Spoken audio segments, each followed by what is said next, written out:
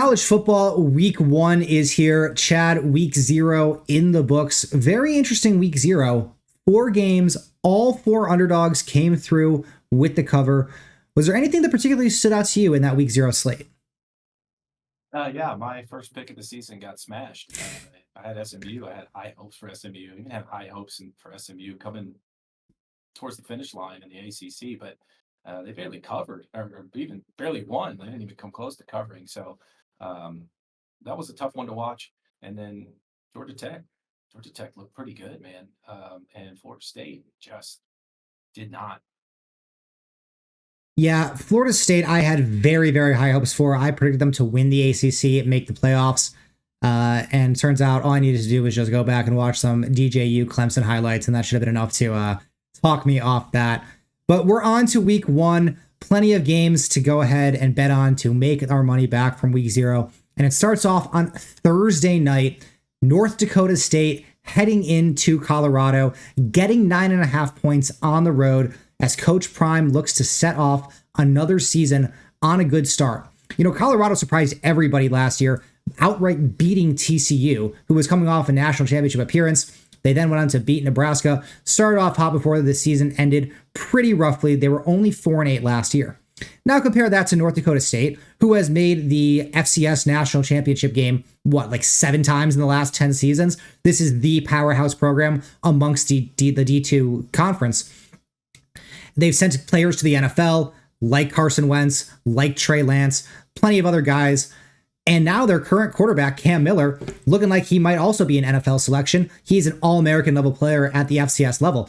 So they have plenty of talents that are not going to be afraid of the Colorado team. I love North Dakota State in this spot. This is going to be their Super Bowl. This is probably the biggest game that the program has had since the last time they were in the FCS National Championship game. You know that they've had the entire offseason to prep for this game. Their fans, their players are going to be hyper-focused on this. Colorado, they were a struggling team last season with a horrific defense and a horrific offensive line. They've got studs like Shedeur Sanders, like Travis Hunter, of course, great receivers. But I just think that North Dakota State has too much talent and too much desire in this game. My big concern with them, they lost their head coach. He went to USC to be their linebackers coach. You rarely ever see a head coach go down to a position coach level, but he, obviously wants to be a D1 head coach. And if he wasn't getting offers as the perennial powerhouse at a D2, then what are you going to do? You have to take where it's willing to go. But they brought in their former offensive coordinator, Tim Polasek. He was the OC when Carson Wentz was there, when Trey Lance was there. He knows what he's doing. Getting 10 points here, I kind of like the money line, frankly. I think that the North Dakota State is going to put a fight to the Buffaloes. Little money line sprinkle. Here's the thing. Prime time in prime. I don't know what to think about this Colorado team. Last year, if you bet the Colorado Buffaloes early in the season, you made a lot of money because no one knew what they were going to do.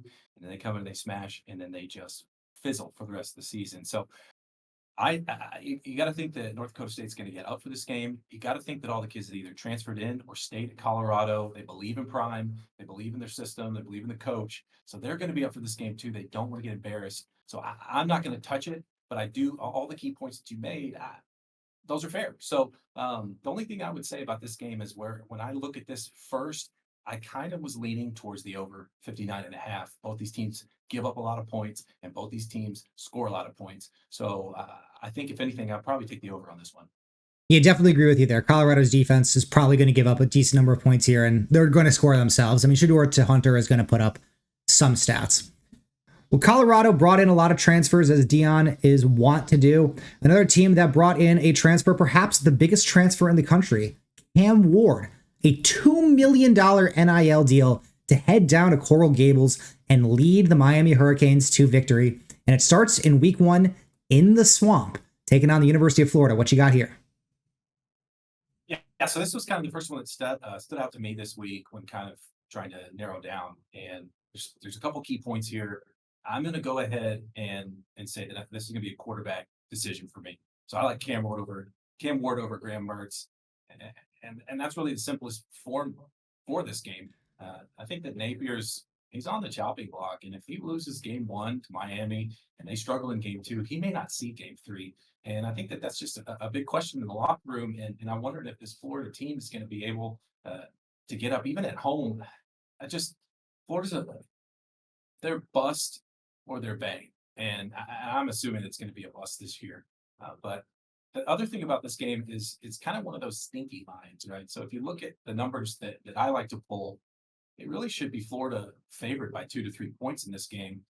And Miami's the favorite in Florida at the Swamp. So that's kind of the stinky line for me. And I'm going to watch the public money, but right now my money's on Miami to cover. See, I agree this is a stinky line, which is exactly why I love Florida in this spot. Because the line is Miami favorited by 2.5, it seems like they want to entice the public to bet on Cam Ward over Graham Mertz, exactly like you said. You know, home field advantage is absolutely huge in college football, and Florida has a great environment. I'm not saying that Cam Ward can't go in and light it up on the road, but a short line like this, and as you said, if the advanced numbers are even pointing towards Florida, that's even more of a reason to bet on them. I like the spot here at home in a close line where Miami's a ranked team with a better quarterback. It seems exactly like a fishy line, which is why I'm sticking with Florida on this spot. I'm going to be fading Miami here. Uh-oh. Well, we went head-to-head on that one. Let's see if we agree on this one. Clemson taking on Georgia. Number 1 overall team in the country, Georgia, 13.5-point favorites. And I love them in the spot here.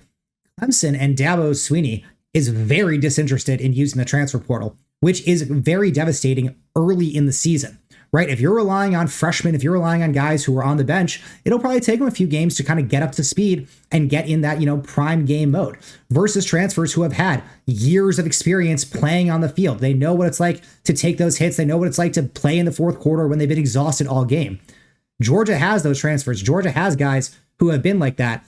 I'm not saying Clemson doesn't have studs on their team. They have guys who've obviously played last year, but Georgia just has such immense talent.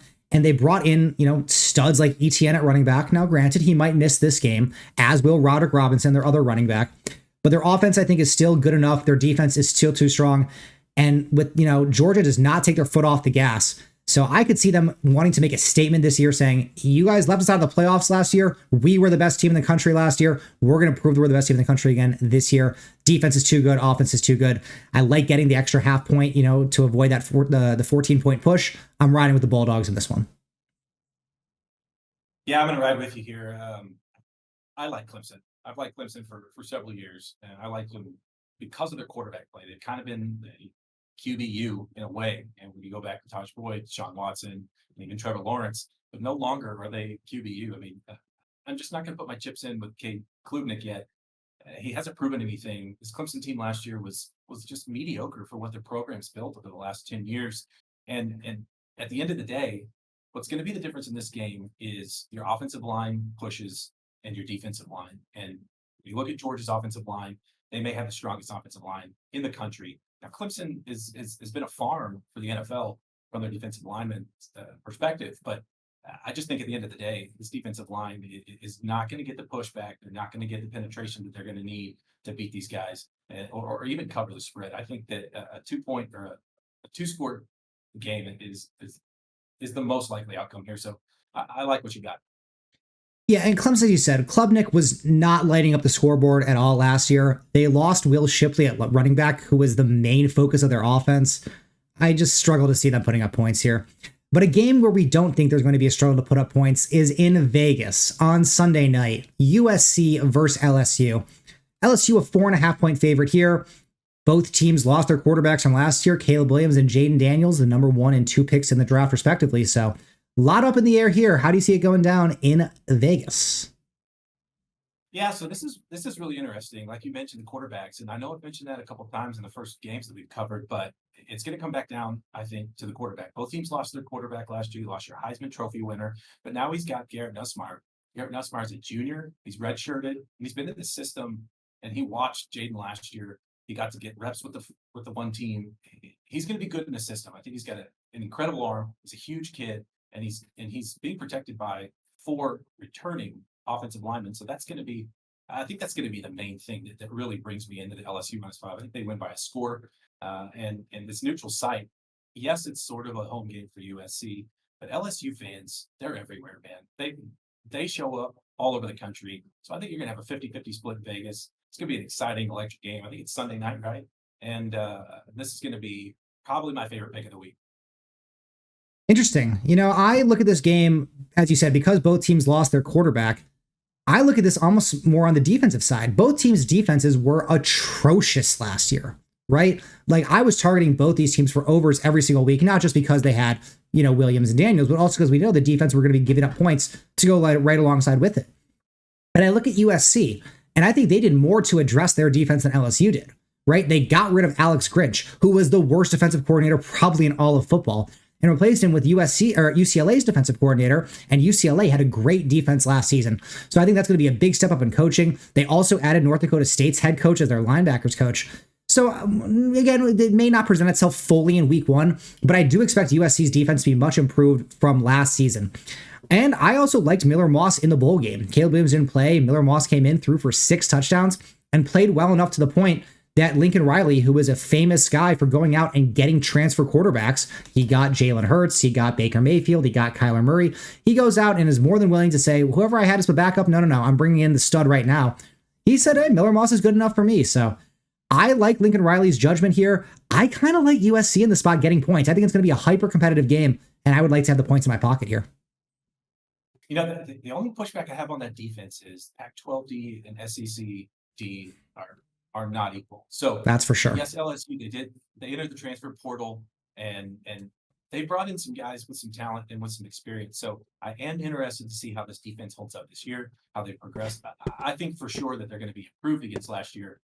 But when it comes down to it, again, I want this LSU front 4 offensive line with an experienced quarterback and let's go. Let's have a boat race. Let's win by a touchdown. I do like the over here, though. That is for sure.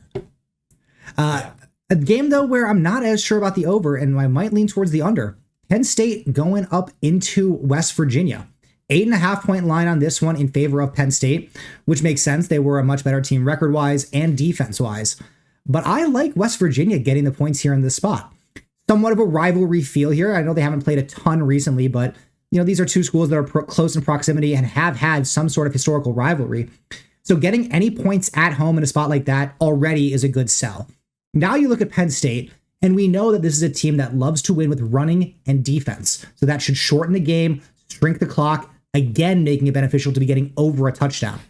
I'm not a big believer in Drew Aller. I didn't like him a lot last season. I don't think the coaching staff was a believer in him too. So I think Penn State's going to play a very conservative game plan here. They're going to want to go in and escape in what's going to be a very difficult early season road environment. We know that West Virginia fans go crazy. The environment is awesome. I don't know if West Virginia is going to get the upset here, but Garrett Green is a good enough quarterback that he could probably put up 2 touchdowns, maybe 3 on Penn State. And I think that's going to be enough to win, at least when you're getting 8.5 points on the spread here. Yeah, I think this is an interesting pick too. I don't know. This wasn't on my radar, but the more I looked into it, I think I may like it too. Neil Brown's team is experienced. I mean, his offense is riddled. I think 90+% juniors and seniors, returning guys who know this team, know the system, know how to play football for West Virginia, and I think it's going to be pretty close. Like you said, I don't know if I put a money line bet on it, but I do like them to cover. Andy Kotelnicki's there and Penn State, so he's first year playing calling. It's going to take him a little time to get rolling with them, and I think it's going to take more than one game against this West Virginia team. And then the last thing that I would say is West Virginia went out and got a couple guys, cool studs in the quarterbacks that transferred from Northwestern. I think it's quarterbacks, quarterback or safety. But they got 2 transfers from Northwestern who allowed fewer than 200 air yards last year, and Garrett Hollis and Jaheim Joseph. So I think that those 2 guys are going to get a huge impact if and when Penn State decides to go to the air. All right, and on to the final game we have for you in this video. UConn heading down to Maryland. Maryland is a 20-point favorite here. And if you guys want to bet on this game or any of the games we talked about in this video, go to BroThrow.com/YouTube to sign up now to place your bets on college football, NFL, MLB, whatever sport you're interested in. Head to BroThrow.com/YouTube. But heading over to Maryland, Chad, what you got for this one? So I know I said I loved LSU, but actually this is really my favorite pick this week. 20 points is a lot to cover against Jim Moore's 3rd year, which has been plenty of time for him to get his hooks in the system. They've got 2 transfers from Wisconsin. Nick Evers throwing the ball, wide receiver Skylar Bell catching this ball. I love these two guys. I watched them all last year, and headed over to UConn. I'm super excited to watch these guys. Now, as far as Maryland goes, Tagovailoa is gone, and that is, in my estimation, all they had last year. And I just don't see them either scoring a lot of points, which then leads me into not covering the 20. So it comes down to Tagovailoa. He's gone. He was a standout. He was a stud. I don't even know who they have this year. It doesn't matter because I like Nick Evers and I like UConn this week. And Maryland's quarterback is going to be Billy Edwards this year. I think they just announced that he won the job. He did play in the bowl game last year. He looked decent to okay. I generally do like Maryland's head coach, Mike Locksley, so I do overall think that the offense will be decent. But, in a low line like this, we have 45 as the over-under. For Maryland to be getting 20 points here, UConn realistically probably only needs to score 14, 17 points because they're not expecting a ton of points overall. I think they probably will be able to get that done. I don't know if Maryland's defense is good enough. And exactly as you said, without Tagovailoa and Edwards, I do think he could be okay. But any one mistake, any turnover that leads to UConn points, probably going to seal the deal at plus 20. Well, anyways, that is going to do it for this week on the BroThrow YouTube show for college football week 1 picks. Go ahead and check out our NFL picks. Those are posted already as well for preseason win totals, Super Bowl picks, and MVP. Chad, what you got to end this video out? I think you covered it. I'm excited to see if we can do better than 0-1 this week, and I think that we've got some pretty good picks. I do agree. Well, as always, if you want to ride with either of our picks, go to brothrow.com/YouTube, and we will see you in the next one. Peace.